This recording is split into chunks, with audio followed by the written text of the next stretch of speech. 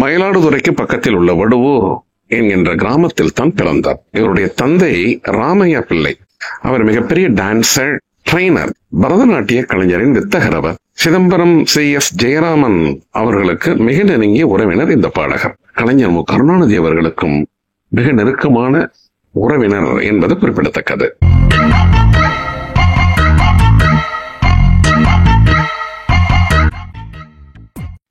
இவர் பிறந்தது 1943. சினிமாவில் தன்னுடைய முதல் பாடலை பாடியது 2001. கணக்கு போட்டுக் கொள்ளுங்கள். சற்றேறக்குறைய 60 வயதில் தான் இவர் முதலில் சினிமாவில் பாடுகின்றார்.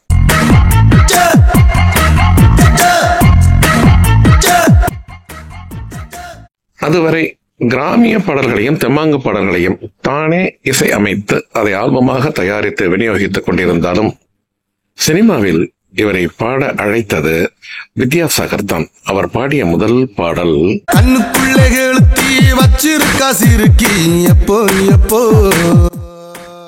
நேயர்களே, வடுவூர் பிள்ளைவாள் என்று செல்லமாக அழைக்கப்படும் மாணிக்க விநாயகம் என்கின்ற பாடகரை பற்றித்தான் நாம் இந்த வீடியோவில் காணப்போகின்றோம். கண்ணீர் வெடித்தீரிய வச்சிருக்கா எப்போ எப்போ.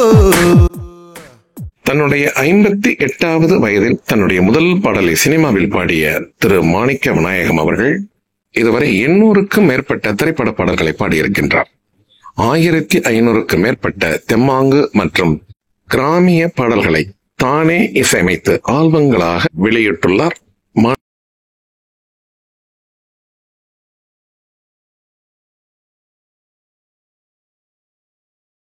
அவர்கள் சினிமாவில் தொடர்புடைய அவர்களுக்கு உறவினர் என்பதால் ஏற்கனவே நிறைய வாய்ப்புகள் வந்தனவாம். இருந்தாலும் தவிர்த்து விட்டாராம், சினிமாவில் பாடுவதற்கு தவிர்த்து விட்டாராம். காரணம், இவருடைய ஒரே குறிக்கோள் இசை அமைப்பாளராக உருவாக வேண்டியது.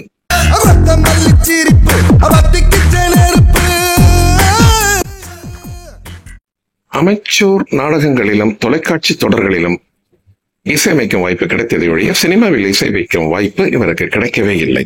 தன்னுடைய சொந்த ஆல்பங்களில் இவர் பாடிய பாடல்கள் சில புகழடைந்தன. அந்த பாடல்களை பார்த்துவிட்டு சில இசையமைப்பாளர்கள் பாட அழைத்தும் கூட அவர் அப்பொழுது செல்லவில்லையாம். ஆனால் வித்யாசாகர், உங்கள் குரலுக்காகவே நான் ஒரு பாடலை தயாரித்துள்ளேன், அதில் நீங்கள் தயவு கூர்ந்து பாட வேண்டும் என்று கேட்டுக்கொண்டாராம். அப்பொழுது பாடிய இந்த பாடல் தான் தில் என்கின்ற திரைப்படத்திற்கு மிகப்பெரிய புகழை அள்ளி தந்த இந்த பாடல்.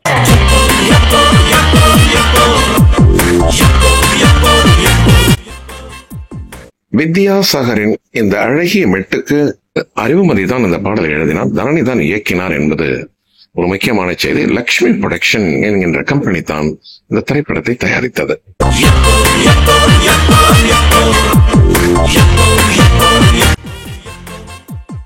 மாணிக்க விநாயகம் அவர்கள் பாடிய முதல் பாடல் மிக மிக மிகப்பெரிய ஒரு ஹிட் அடித்தது. அவருக்கு, அவருடைய குடும்பத்தினருக்கும் அவருடைய நண்பர்களுக்கும் முதலில் சந்தோஷத்தை அளித்ததாம்.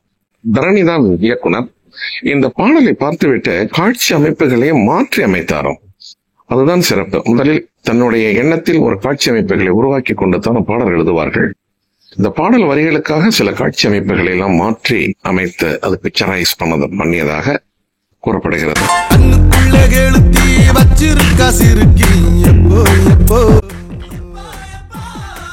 இன்றைய வீடியோவினுடைய நாயகர் மாணிக்க விநாயகம் அவர்களுக்கு இசை கற்றுக் கொடுத்தது யார் என்றால் இவருடைய தாய்மாமன் CS ஜெயராமன் அவர்கள் தான். புகழ்பெற்ற பாடகர் CS ஜெயராமன் அவர்கள் தான்.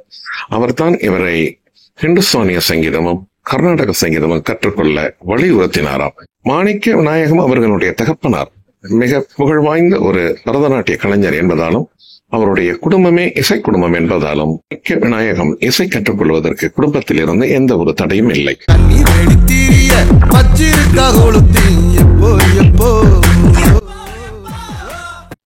மாணிக்க விநாயகம் அவர்கள் மிகச்சிறந்த ஒரு நாதஸ்வர வித்வான்.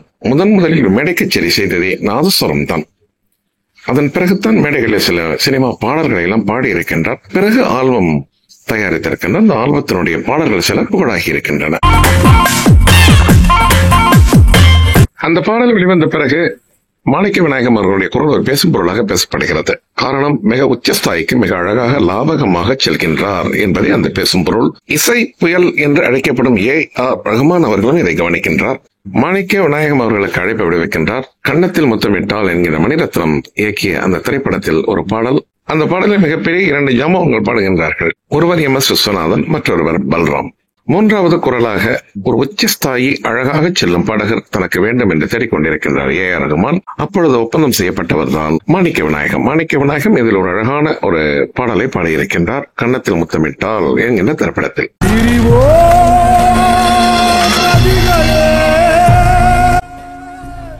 பொதுவாகவே AR ரகுமானுக்கு உச்சஸ்தாயியில் பாடும் பாடகர்களை மிகவும் பிடிக்கும். இந்த குரல் அங்கு தேவைப்பட்டது, அதனால் நான் அவரை பாட வைத்தேன் என்று ஒரு பேட்டியில் கூட கூறியிருக்கின்றார் AR ரகுமான்.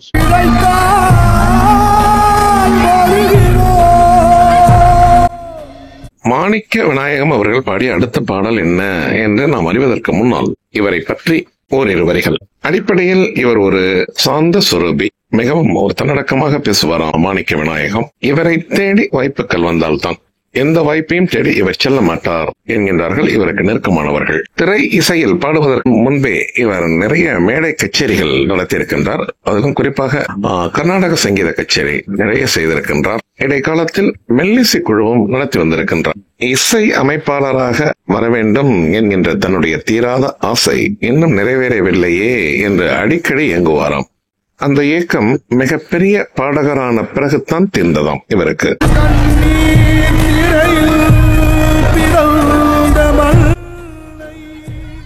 அதே 2002 மற்றொரு வாய்ப்பு கிடைக்கின்றது மாணிக்க விநாயகம் அவர்களுக்கு. சிற்பி இசை உன்னை நினைத்து என்கின்ற திரைப்படம். சூர்யா தான் ஹீரோ. அந்த திரைப்படத்தில் R சுந்தரராஜன் அவர்களுக்காக பாட வேண்டிய ஒரு பாடல், ஒரு மெச்சூர்டு அண்ட் ஒரு ஹை பிட்ச்டு சாங் தனக்கு வேண்டும் என்பதனால் சிற்பி மாணிக்க விநாயகத்தை அழைக்கின்றார். மாணிக்க விநாயகர் அந்த பாடலை மிக பிரம்மாண்டமாக பாடியிருப்பார். இசை அமைப்பாளர் சிற்பிக்கு மாணிக்க விநாயகம் ஏற்கனவே பழக்கமானவர். காரணம், இருவரும் ஆல்பம் தயாரித்துக் கொண்டிருந்தபோது ஒருவருக்கு ஒரு உதவி இருந்திருக்கின்றார்கள். அதை வைத்துத்தான் தான் இசையமைக்கும் அந்த திரைப்படத்திற்கு மாணிக்க விநாயகத்தை பாட அழைத்தார் என்று ஒரு செய்தி.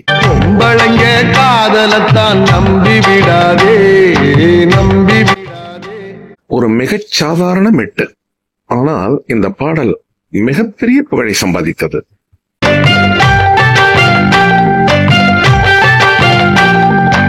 இந்த பாடல் இத்தனை பெரிய ஹிட் ஆகும் என்று இசை அமைப்பாளர் சிற்பி கூட நினைத்திருக்க மாட்டார். லக்ஷ்மி மூவி பிக்சர்ஸ் தயாரித்த திரைப்படம் இது. உன்னை நினைத்து என்கின்ற திரைப்படம். சூர்யா, லைலா, சினேகா போன்ற நடித்த படம். விக்ரமன் தான் டைரக்ட் செய்திருப்பார் அந்த படத்தை.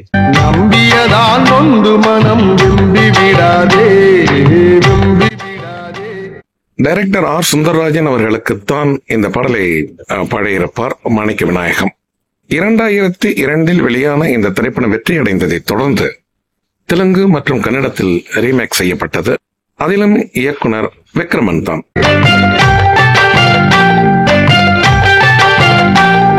உன்னை நினைத்து என்கின்ற அந்த திரைப்படத்தை தொடர்ந்து அதே 2002 ரன் என்கின்ற ஒரு திரைப்படம் வெளியாகின்றது. மிகவும் சகைவோடு போட்ட படம். அதிக நாட்கள் ஓடிய அந்த திரைப்படத்தில் ஒரு பாடலை பாடியிருக்கின்றார் மாணிக்க விநாயகம். உடன் பாடியவர் கார்த்திக். இருப்பினும் இவருடைய குரல் ஓங்கி ஒலிக்கும் என்கின்றார்கள்.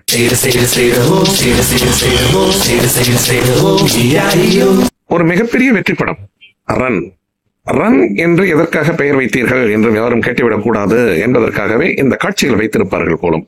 ஆமாம், ஹீரோ தன்னுடைய நண்பர்களுடன் ஓடிக்கொண்டே இருப்பார் இந்த பாடலினுடைய ஆரம்பத்தில்.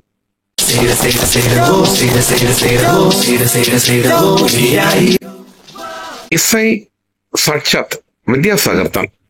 திரைப்படத்தில் லிங்குசாமி தான் கதை, திரைக்கதை, வசனம் எழுதிய. வசனம் பழனிசாமி என்பவர் எழுதியிருப்பார். கதை, திரைக்கதை, இயக்கம் அனைத்தும் லிங்குசாமி தான். மிகப்பெரிய ஒரு வெற்றியை தேடி தந்தது லிங்குசாமி அவர்களுக்கு. AM ரத்னம் தான் தயாரித்திருப்பார் அந்த படத்தை.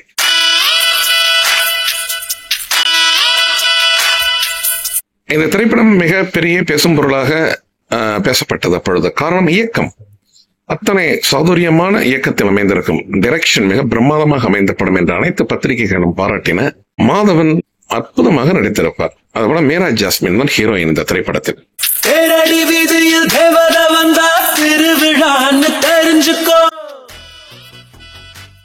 2000 கிடைத்த மிகப்பெரிய ஒரு அற்புதமான குரல் என்று பாடகர் கார்த்திக்கை அனைவரும் புகழ்ந்தனர். காரணம், SPB மனோ, மலேசியா வாசுதேவனுக்கு பிறகு ஒரு அடர்த்தியான ஒரு பேஸ் வாய்ஸ் இல்லையே என்று தேடிக்கொண்டிருந்த காலத்தில் கிடைக்கப்பட்டவர் தான் கார்த்திக் தான் அந்த பாடலை ஆரம்பிப்பார். அதே இடத்தை மாணிக்க விநாயகமும் பாடுவார். மிக அற்புதமாக இருக்கும் இந்த பாடல்.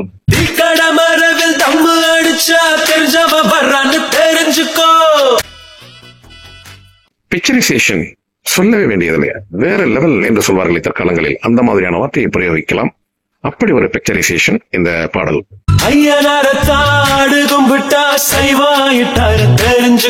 மாணிக்க விநாயகம் அவர்களை பற்றித்தான் இந்த வீடியோ என்றாலும் கூட இந்த பாடலை பாடிய கார்த்திகை பற்றி சில வார்த்தைகள் நாம் கூறாமல் இருக்க முடியாது. கார்த்திக் திரைப்படத்திற்கு திரைத்துறையில் பாட வந்ததற்கு முக்கியமான காரணம் தொலைக்காட்சி நிகழ்ச்சிகளில் பாடிக்கொண்டிருந்தவரை இத்தனை ஒரு அடர்த்தியான குரலா என்று கண்டுபிடிக்கப்பட்டு திரைத்துறைக்கு அனுமதிக்கப்பட்டார். அவர் பாடிய பாடல்களில் மிக சிறப்பான பாடலாக இந்த பாடல் கருதப்பட்டது.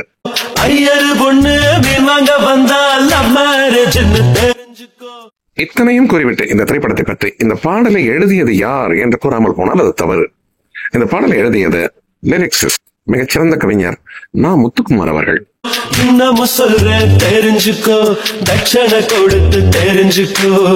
இந்த திரைப்படத்திற்கு பெயர் வைக்கும் பொழுது சற்று குழப்பம் ஏற்பட்டதாம். என்ன பெயர் வைப்பது? ரன் என்ற ஒரு வார்த்தை ராசி இல்லாத பெயராக உள்ளதே என்றெல்லாம் குழப்பி விட்டார்களாம். ஆனால் தயாரிப்பாளர் A.M. ரத்னம் மற்றும் இயக்குனர் லிங்குசாமி உறுதியாக இருந்தார்களாம். ரன் என்று தான் வைக்க வேண்டும், அதே ஸ்பெல்லிங், இந்த ஸ்டாண்டர்டைஸ்டு ஸ்பெல்லிங் RUN என்று தான் வைக்க வேண்டும் என்று அந்த பெயரை வைத்தார்கள். படம் மிகப்பெரிய வெற்றியை சந்தித்தது.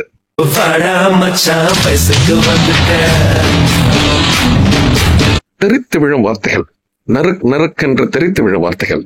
கவிஞர் கண்ணதாசன், வாலி, வைரமுத்துக்கு பிறகு வார்த்தைகளை தெரிக்க விடுவது இவர்தான் என்று இவர் பலமுறை பாராட்டப்பட்டிருக்கின்றார் நா. முத்துக்குமார் அவர்கள்.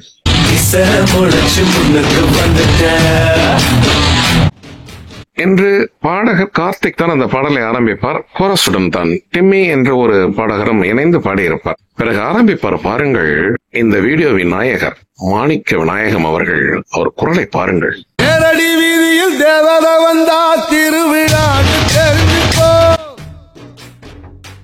சிலம்பு சுத்தும் இடத்தில் ஒரு காட்சி அமைப்பு இந்த பாடலினோடே. அப்படி ஒரு குரல் தேவைப்பட்டது. அப்பொழுதுதான் மாணிக்க விநாயகம் அழைக்கப்பட்டு இங்கு பாட வைக்கப்பட்டார்.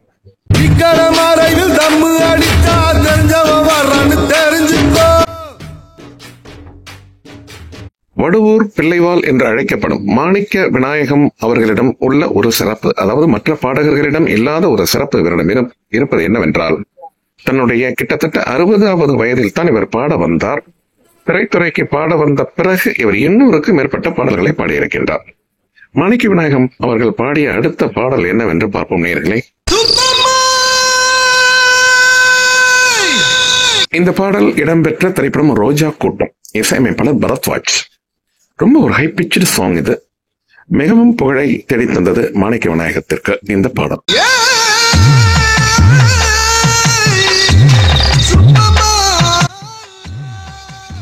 2002 வந்த திரைப்படம் தான். சசிதரன் என்கின்ற சசி என்பவர் எழுதி இயக்கிய படம் இது.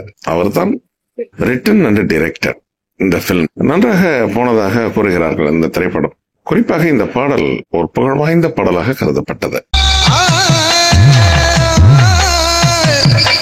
இந்த திரைப்படத்தினுடைய ஹீரோ ஸ்ரீகாந்த், அந்த ஹீரோயின் பூமிகா தான். இருப்பினும் இந்த பாடல் லாரன்ஸ் என்ற நடன இயக்குனர் அவருக்காக ஒதுக்கப்பட்ட பாடல் இது. மிக அற்புதமாக நடனமாடி இருப்பார். ஒரு ஸ்பைசி சாங் படத்திற்கு வேண்டும் என்பதற்காக இணைக்கப்பட்டதாகவே கூறுகிறார்கள்.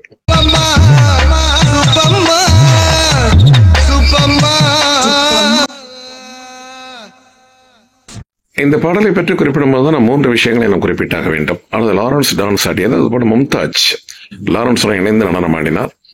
அடுத்து வைரமுத்து இந்த பாடலை எழுதினார். மால்குடி சுபா இந்த பாடலை மாணிக்க விநாயகத்துடன் இணைந்து பாடியிருப்பார்.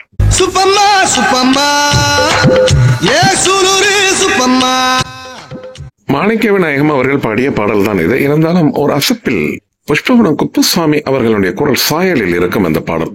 கொஞ்சம் கூர்ந்து கவனித்தால் தெரியும். ஒருவேளை அப்படி இருக்க வேண்டும் என்ற நோக்கத்துடனே இந்த பாடலை பதிவு செய்திருந்திருக்க வேண்டும்.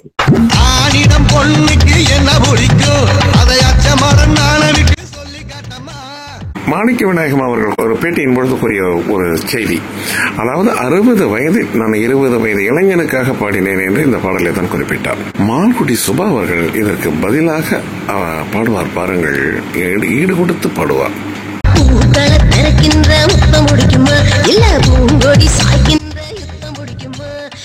நேயர்களே, நாம் மாணிக்க விநாயகம் அவர்கள் பாடிய பாடல்கள் 2002 வரை அவர் பாடிய பாடல்களை நாம் இங்கு பதிவிட்டுள்ளோம். இதனுடைய தொடர்ச்சியை நாம் அடுத்த வீடியோவில் காணலாம். அதுவரை உங்கள் அனைவருக்கும் அன்பு வணக்கம் கூறி விடைபெற்றுக் கொள்வது உங்கள் மகேந்திரன் குளோபல் டிவியில் இருந்து. நன்றி, வணக்கம்.